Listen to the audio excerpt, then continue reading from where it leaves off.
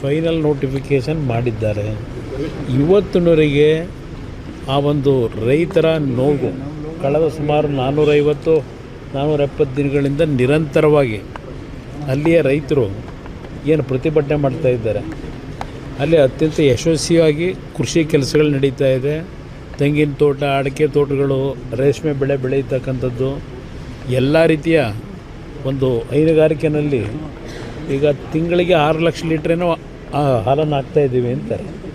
ಅಂಥ ಸ್ಥಳದಲ್ಲಿ ಇವತ್ತು ಅವ್ರನ್ನೆಲ್ಲ ಒಕ್ಕಲೆಬ್ಬಿಸ್ತಕ್ಕಂಥ ಕೆಲಸ ಮಾಡ್ತಾ ಇರತಕ್ಕಂಥ ಪ್ರತಿಭಟನೆ ಏನಿದೆ, ಸರ್ಕಾರ ಹಲವಾರು ರೀತಿಯಲ್ಲಿ ಅಲ್ಲಿ ಪ್ರತಿಭಟನೆ ಮಾಡ್ತಾ ಇರತಕ್ಕಂಥವರು ಮತ್ತು ಬೆಂಬಲ ಕೊಡಲಿಕ್ಕೆ ಹೋದವರಿಗೆ ಪೊಲೀಸ್ ಇಲಾಖೆ ವತಿಯಿಂದ FIRಗಳನ್ನು ಹಾಕಿ ತೊಂದರೆ ಕೊಡ್ತಾ ಇರ್ತಕ್ಕಂಥದ್ದು.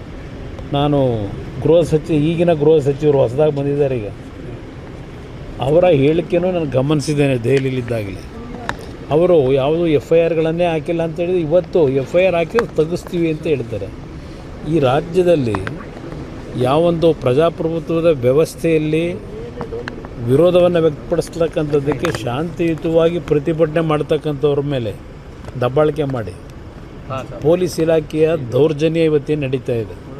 ಅದ್ರ ಜೊತೆಗೆ ಕೆಲವು ರೈತ ವಿರೋಧಿ ನೀತಿ ಅನುಸರಿಸ್ತಾ ಇರ್ತಕ್ಕಂಥ ಜನಪ್ರತಿನಿಧಿಗಳು ಸಹ ಇದಕ್ಕೆ ಭಾಗಿಯಾಗಿದ್ದಾರೆ. ಬಹುಶಃ ಯಾವುದೇ ಆದಿಸೂಚಿಯನ್ನು ಹೊರಡಿಸಿದ್ರು ಅಲ್ಲಿ ರೈತರು ಅದಕ್ಕೆ ಒಪ್ಪಿಗೆ ಕೊಟ್ಟಿಲ್ಲ. ರೈತರಿಂದ ಯಾವುದೇ ರೀತಿಯ ಒಂದು ಮೀಟಿಂಗ್ಗಳು ಮಾಡದೆ ಸುಮಾರು 3,500 ರೈತರು ಕುಟುಂಬಗಳೇನಿದ್ದಾವೆ ಎಲ್ಲರಲ್ಲಿ 80% ವಿರೋಧ ಇದೆ. ಅಂಥ ಪರಿಸ್ಥಿತಿನಲ್ಲಿ ಇವತ್ತು ಸರ್ಕಾರ ಒಂದು ರೀತಿ ದಬ್ಬಾಳಿಕೆ ಮುಖಾಂತರ ನಾವು ಮಾಡಿದ್ದೇ ತೀರ್ಮಾನ ಅಂತಕ್ಕಂಥ ರೀತಿಯಲ್ಲಿ ಹೊರಟಿದ್ದಾರೆ. ಇವತ್ತು ಹಲವಾರು ಪ್ರದೇಶದಲ್ಲಿ ಡ್ರೈ ಲ್ಯಾಂಡ್ ಇರ್ತಕ್ಕಂಥ ಏರಿಯಾಗಳಿದೆ.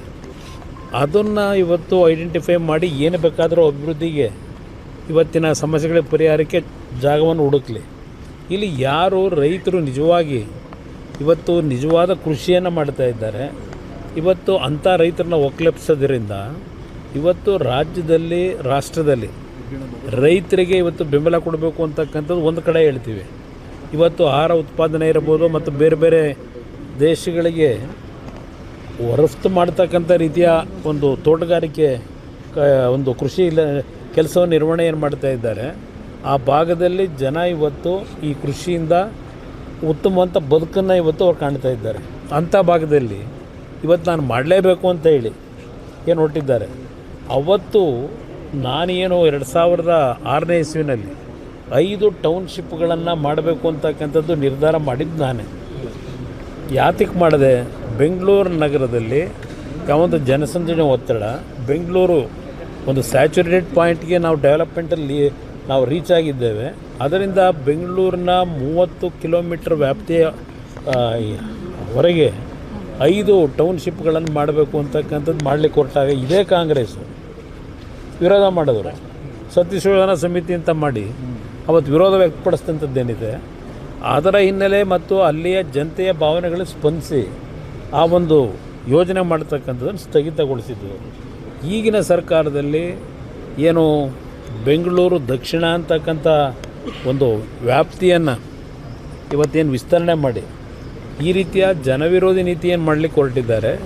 ಬಹುಶಃ ಅಲ್ಲಿಯ ರೈತರು ಅವ್ರಿಗಿರ್ತಕ್ಕಂಥದ್ದು ಈಗ ಕಾನೂನು ಹೋರಾಟ ಮಾಡಬೇಕು. ಪಾಪ ಪ್ರಿಯಾಂಕಾ ಖರ್ಗೆ ಅವ್ರು ಹೇಳಿದ್ದಾರೆ ಕಾನೂನಲ್ಲಿ ಹೋರಾಟ ಮಾಡಲಿ ಅಂತ ಹೇಳಿ. ನಿಮಗೆ ರೈತರ ಬಗ್ಗೆ ಎಷ್ಟು ಗೌರವ ಇಟ್ಕೊಂಡಿದ್ದೀರಿ ಅಂತಕ್ಕಂಥದ್ದು ಇಲ್ಲೇ ಗೊತ್ತಾಗ್ತದೆ.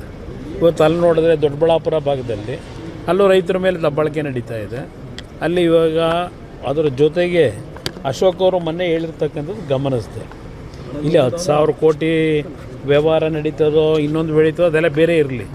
ಅಲ್ಲಿ ಇರ್ತಕ್ಕಂಥದ್ದು ಏನು ಸರ್ಕಾರದಲ್ಲೇ ತೀರ್ಮಾನ ಆಗಿರ್ತಕ್ಕಂಥದ್ದು 5% ಎಬೋವ್ ಬಂದರೆ ಯಾವುದೇ ಟೆಂಡರ್ಗಳನ್ನು ಅಕ್ಸೆಪ್ಟ್ ಮಾಡಬಾರ್ದು.